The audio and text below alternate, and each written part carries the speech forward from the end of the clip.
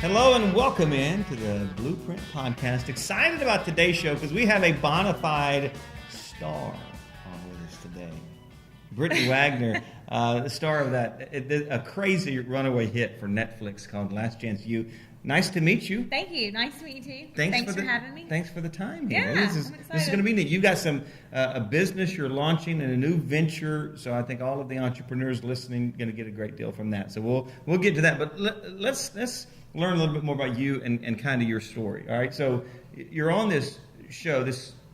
Folks are crazy about Last Chance U. It's just the chitter and the chat about it is just kind of intense. So how did that come about? Did they just show up on campus? And your role at the campus was what? I was the academic counselor to the athletes. We had 200 athletes. Now on the show, you see me working only with football. Right.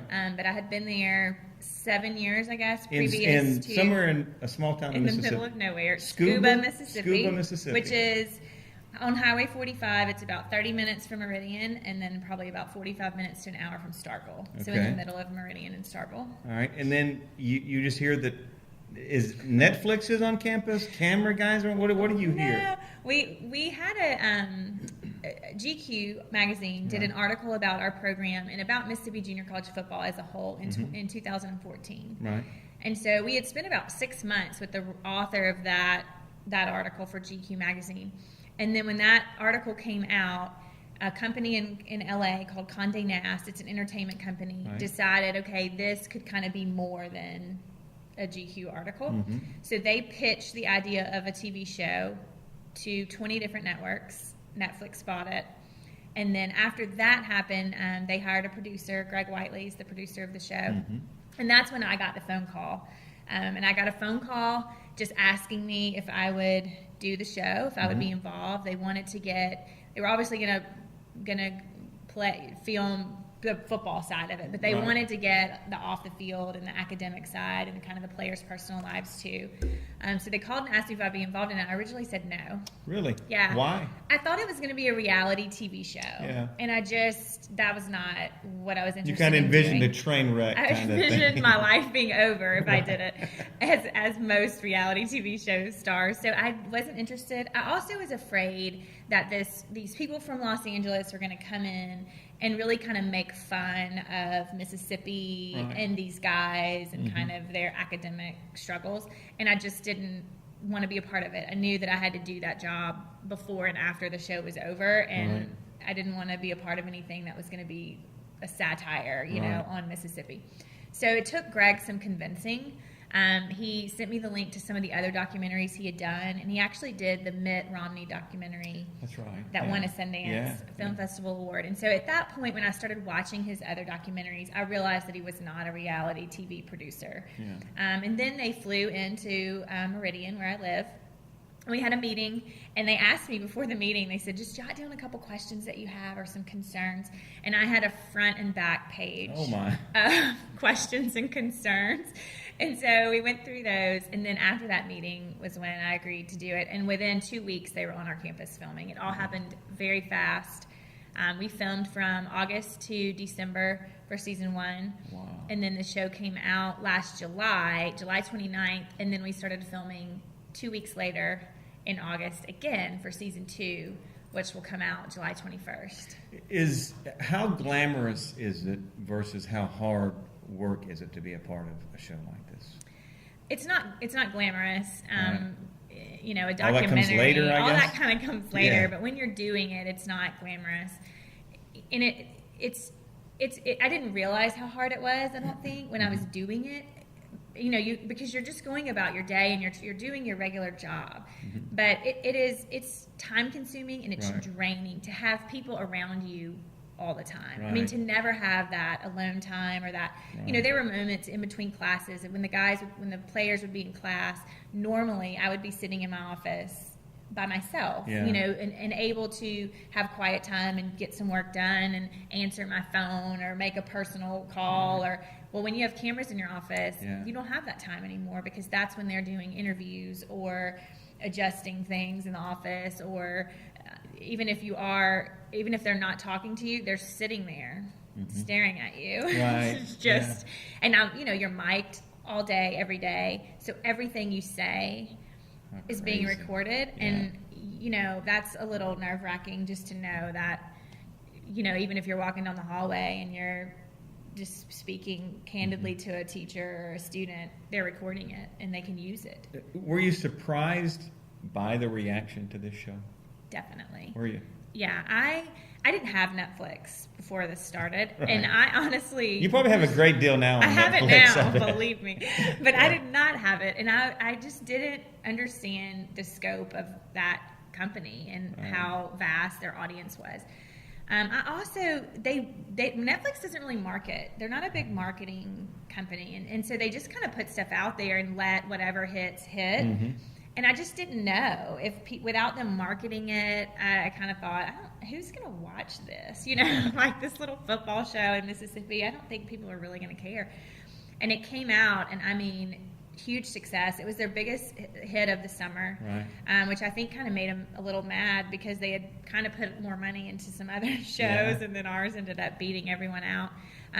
But, you know, the worldwide take on it was interesting too, because certainly America fell in love with it, but we have a huge fan base in other countries. I mean, I get emails all the time from Brazil, Norway, Sweden, Switzerland, Germany. I get a lot from Germany. The other day I did a live Instagram video to announce season 2, and I had like 10 to 15 people from Germany on there, you know, asking me questions, and just a huge following in other countries because it was their first inside look at football. Right. And so they were very interested in seeing our players and the educational tie, because in other countries they don't merge the two. Yeah. And so they were very interested in how we merge education and athletics in this country. Was there a moment where you realized that this was could be a wild ride? I mean, was there a moment where someone recognized you, or just kind of for you, when was that light bulb moment of, wow, I'm on something that's a whole lot bigger than me and what I anticipated? I think it was coming home. I was in LA when the show came out. It came out at midnight of July 29th, and I was in LA, and we kind of had a toast, you know, at midnight, and then I was going in my room to go to bed, and one of the Netflix producers said, hey, I need you to do me a favor. I need you to get on your Twitter and your Instagram before you go to bed and write down how many followers you have. And I was thinking, okay, well, whatever. You know, like I may get 5 more. Right. So I wrote it down on the hotel pad beside the bed, went to bed. I woke up the next morning, and I had an early flight out of LA to Atlanta, and barely kind of looked at my phone because I was running out the door to catch that red eye. I turned my phone off to get on the plane. I get to Atlanta, and I turned my phone back on, and I had screens and screens and screens of missed calls, text messages, notifications from Instagram and Twitter. And one of my best friend had texted me, and she said, Google yourself. And so I'm in the Atlanta airport, and I Google myself, and the show had not even been out 24 hours, and there were 5 or 6 different articles about this counselor that, you know, and I'm reading all these articles, and I haven't done one interview yet. And there's articles, and people they're researching me and you know, finding out and pulling pictures off my Instagram. And I think at that moment I thought, this show hasn't even been out 24 hours, and I already have 10,000 followers and 5 articles on Google, and like, I don't know my life may not ever be the same. Yeah. And then just as it progressed, I mean, we were 8 months from the show coming out, and I was still doing interview after interview after interview. And so, yeah, I never in a million years anticipated that, but wild ride. Yeah. So you had like 170-something Twitter followers when you started the show. 171 when I went to bed that night. And now you have like 49,000 plus. 49,000 plus on Twitter, and I'm at 21,000, I think, on Instagram. When I got verified, which you know, I didn't really know what that was, but when I got the blue check, my athletes went crazy. You know, when I was verified, I had made it. Yeah. Has the reaction all been positive? You know, honestly, for me, it has. Right. Which is humbling. Surprising. It is. Yeah. It is. Why do you think that's the case? You know, for me, it kind of restored my faith in humanity a little bit, honestly, because I did feel like, no one would care about the soft part of the story. I thought that America is all about, football and the hits and and no one's going to care about these kids' stories or my role in this. Right. And for it to be the opposite, it's almost like no one cared about the football in the show, and everyone was honed in on my relationship with these guys and these guys' stories. And so it kind of just, restored my faith in humanity. And I think that we were kind of looking for that. I mean, I think we were kind of looking for that hero, or that, not that I am, but just that good, feel-good, real story. Right. And I think we needed that at the time that it came out. As a country. We just kind of needed to see that there was still some good going on. I am shocked that I haven't received more criticism than I have, just because people's philosophies are different about education and how I did things. I'm certainly grateful that I have the support that I have, and it's inspired me, to kind of do some other things and to keep it going, because I feel like I have inspired so many other people that it's kind of come back at me, that inspiration. Is that what the show kind of taught you about business and life? I mean, it sounded like it kind of, you said, you used the phrase, restored your, kind of hope in humanity. But in terms of what lessons, this really is a business podcast, right? So the folks listening to us now, they have dreams for their life, to do better, to be better, to contribute in a big way. They have big dreams, big visions. That's kind of the group you're talking to. And here, you're a part of something big. This is all over. This is a global phenomenon that you're a part of. So what kind of life lessons or business lessons did you learn in this process? And also, I would ask just about you and who you are and what you bring to the table. Yeah, I think I definitely learned that when you're a part of something bigger than yourself, you have to just go with it, right. And I think it's scary, and I think people react to that differently, and some people try to block it, and try to control it, and right. You can't really. You kind of just have to go where it leads you. I also think you have to be honest when you get that intuition, and I had it. I had the intuition filming season 2 that it was time for me to go. Right. That there was bigger things out there for me, and that I needed to trust that, and it was time for me to go. And I didn't have a plan. I mean, I didn't have a plan. I was telling people that I was leaving scuba, and people were like, well, what are you going to do? And I was like, I don't know. Right. I mean, I had no backup. I had no plan B, and here I am telling athletes, have a plan B. I just knew that it was time to move on, and I didn't really know what that looked like, but I went with it, and I trusted the process. And it was then that when I took that leap of faith, if I had tried to do all this still working in scuba, it would have flopped. Right. And I just took the leap of faith and knew that was holding me back. That that job and that time in my life had passed, and it was holding me back, and that I needed to go. It's kind of like that arrow that you pull back to shoot it further. I needed to step back in order to propel myself more forward. And so, that's what I did. And when I stepped back from it altogether, I got clarity. Yeah. I realized that I'd kind of lost my mojo a little bit in the rigmarole of the show and trying to do the job, and I'd been there too long, and I was getting burned out, and I wasn't as motivated. I was having to motivate myself. Yeah. Where it used to just come naturally. I was really having to kind of try to be that counselor. Yeah. And I needed to step back in order to kind of re-energize my tank.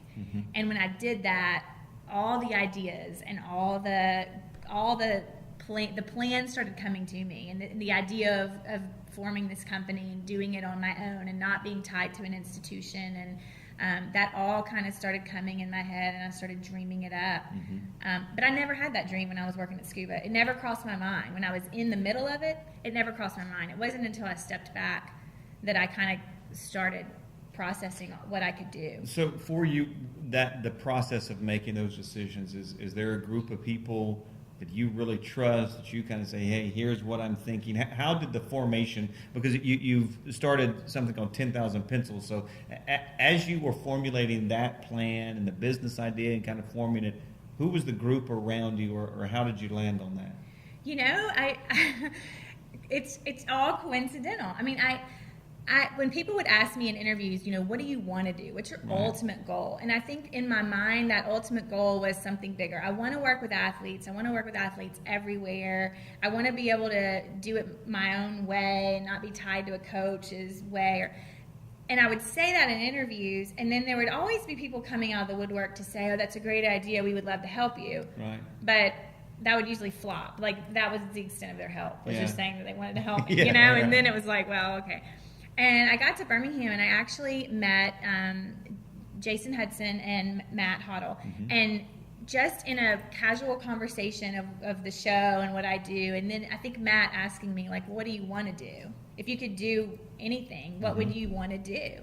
And I said to him, I want to work for myself. Like, I want to be able to do this, take this platform that I've been given and use it. And I can't do that if I'm tied to an institution or a coach. I want to take it bigger. And so we talked at a coffee shop in Birmingham on a Friday morning about what that looks like.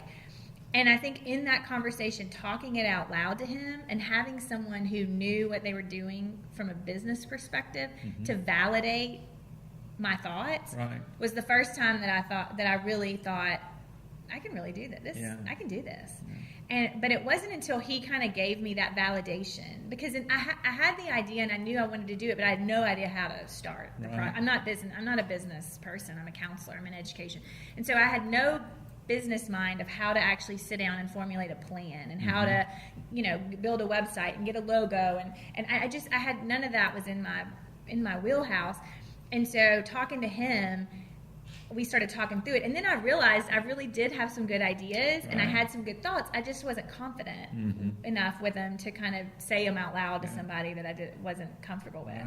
But it really was the two of those guys kind of saying, you can do this, like, you should do this, and them helping me and us just busting it out, and I'm always a leap of faith type of person. Are you? I just think that's what life's about, and if you don't take chances, you just don't get very far. And so I'm always kind of like that. When I get an idea or something like that, I can usually pull the trigger and go with it. I mean, this is a little scarier thing because your paycheck's involved, but I'm really excited about it. And their help has been tremendous, because I did need help. I think that's key too, is knowing what areas you need help in, and I knew that I wasn't business minded. I knew I had the counseling side down. I know I'm creative and I can come up with the ideas and the logos, but I didn't have the business side of, like, how to actually get it going.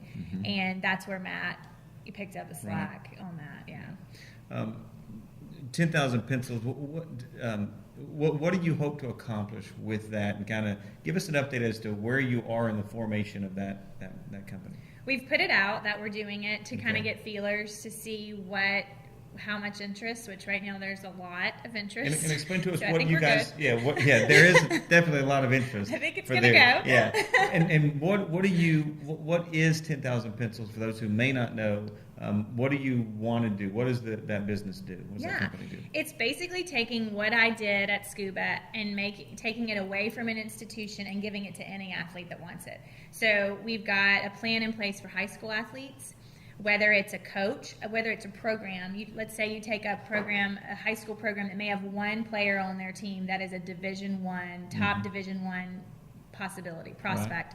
They can hire me to just work with that one athlete. So you're just contracting me out, basically, to counsel academically, and then just life coaching, mentoring that athlete through their junior, senior year to get them D1 ready. And D1 ready is not just academics. I mean, there's a lot of maturity and effort that goes into just getting a player D1 ready. So there's that aspect. There's also the aspect of junior college. The same thing goes on in junior college. We had a 65-man roster, but really and truly only 6 to 8 of them are probably D1, high D1 prospects. So giving those junior colleges across the country the opportunity to have a counselor working with those Division I prospects on academic eligibility. So evaluating transcripts, putting together an academic plan, and then helping that athlete and that coach and that program see that plan through. Because there's a lot of counselors out there that can put a class schedule together and then they hand it to the athlete and then that's it. They wash their hands of it. Well, a lot of times that athlete isn't successful in that class schedule because they don't have the support and the tools necessary to navigate it. So that's where I would step in. Not trying to overstep a counselor's job. I'm not saying they don't know what they're doing, but taking that plan that's already in place for that athlete and just making sure that we see it through. Yeah. And then there's also the possibility we've built in a plan where I could come in and train counselors that are already in place. Mm-hmm. And I've had a lot of counselors reach out to me and say, look, I'm really good at working with the softball team, right? Yeah, because they're easy and they don't argue and like they do what they're supposed to do, but I'm not really good at working with the difficult players. So having that where schools programs can hire me to come in and do a training session with their counselors, advisors, teachers on how maybe to work better with your at-risk students, because I do think there's a special trade involved in just working with athletes that are underprepared or that have difficult home life situations and just need a little bit of a different setting. I think there are folks out there that look at your life and say, well, okay, I could do that if Netflix showed up and, overnight. I mean, well, how lucky is she? I think folks that do that they dismiss people that fortune shines on, right? Right. Because I think luck, as I study people who it looks like luck walked in the door, there's a story there, right? And it's seizing that opportunity. So for you, how much do you think it is just, well, luck just walked in the door versus you capitalizing and seizing the opportunity? That quote, seize the opportunity of a lifetime in the lifetime of that opportunity, right? And that's what you're doing. You're seizing. This is an opportunity of a lifetime, but you are seizing it.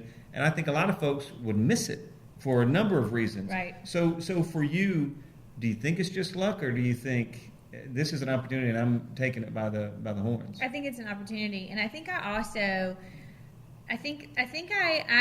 helped the plan of all of this to come into play. Right. I was at an SEC school working with football and men's basketball at a very young age. I mean, most people would have thought, okay, you're at an SEC school, you stay there, you work your way up, or you go to another SEC school. But why in the world would you leave an SEC school to go to a junior college that won 4 games and has no Division I athletes? But I think I saw it when Scuba called me and hired me away from Mississippi State. I saw it as an opportunity to build a program from the ground up. Right. And the title wasn't there. I mean, the money wasn't necessarily there. The prestige of the multi-million-dollar buildings weren't there. Nothing was there. Right. But I saw it as an opportunity to go in with an administrator, a president that was backing athletics, a coach that I thought could win, and then myself, and to do something that nobody else had ever done. And that's where I took the chance, again, took the leap of faith and took the chance to be on the ground level of building something. Had I not done that, I would have never been on a Netflix show. True. Nor would I ever have gained the experience of how to build that from the ground up. And I don't think I would be able to start my own company. I think I could have been an academic counselor for 20 years in the SEC and not really know how to do what I know how to do now, because I built it from the ground up. And I know how to go into a place and look and see like what's working and what's not. I know how to spot what's wrong with an athlete or what the issues are in a second, because I was there and I had to figure it out, and I had to figure it out quick, and I was the only one there. You're at an SEC school, there's 20 people doing that, and if you don't know how to do it, somebody else is going to pull the weight. Well, when you're a one-man show at a JUCO in the middle of nowhere, you better figure it out, and if you don't know how to do it, you better not let anybody know that. So I think that whole process really kind of saw the plan through, and then there were opportunities for me to leave. I mean, there were other job offers and opportunities for me to leave in the 8 years that I was there, and I just never felt like it was the right time to go. I never really felt good about it, and so I kept staying, and I would question myself, like, why am I staying? Is it time for me to go? And then here comes Netflix, and I think too, even with Netflix, I could have taken another job. I could have gone back to the SEC and gone and worked, for whoever, and or taken some fancy title somewhere and just sat back and rode the wave for as long as it lasted. But I think I saw the platform and the opportunity as something bigger than that. Right. I think that's luck. Netflix coming in maybe is a little bit of luck, and me riding the wave out would have been luck. Right. But me stepping back and like deciding to take it and build a company and do something bigger with it. I mean, that's just guts. I mean, that's not luck. As I've in researching to talk with you, if you Google search you, it's amazing the information out there, the interviews you've done. It's there everywhere. But one of the neatest things that I found was how inspired people are by you. You could read that forever. I mean, it's young girls, it's moms, it's an entrepreneur with a plan and an idea and a vision and I mean, it's just all walks of life, all over, global. I think that's just awesome because that's what's better than to inspire somebody, right? So I found a lot of people kind of assigning how you inspire them. Brittany inspires me because of all these reasons. For you, when folks look at you, and especially again, our audience is entrepreneurs, folks with an idea, or they're in the guts of running a business, the day in trying to make that dream happen and juggle everything with it. When folks see you, what do you want your life and your example, and how? What's your message you would like them to take from you and your life? Mm-hmm. I think passion, for one. I think I have a passion for helping college athletes. And I think it is something that I was kind of born with. I mean, my first memory of that is in the 4th grade. Wow. And I didn't know it obviously then, and I honestly didn't know it until the show came out and people started asking me, like, how did you get here, and why are you, why did you decide to do this, and what does that look like? And I started realizing that 4th grade I was managing a kid that was less fortunate than me and helping him, and then he ended up being a quarterback at Louisiana Tech, 15, 20 years later. But I just have always had that in me, and I've never fought it. I've just always gone with the passion. And I think when you're doing what you're passionate about, in a real way, doors open. Yeah. When you're forcing it, when you're not really passionate about it, but you're doing it for money or for fame or for title, I don't know that the doors open as easily, but I think when you're passionate about a business or a career or a relationship, whatever it is, and you go with your passion, things open up, opportunities come.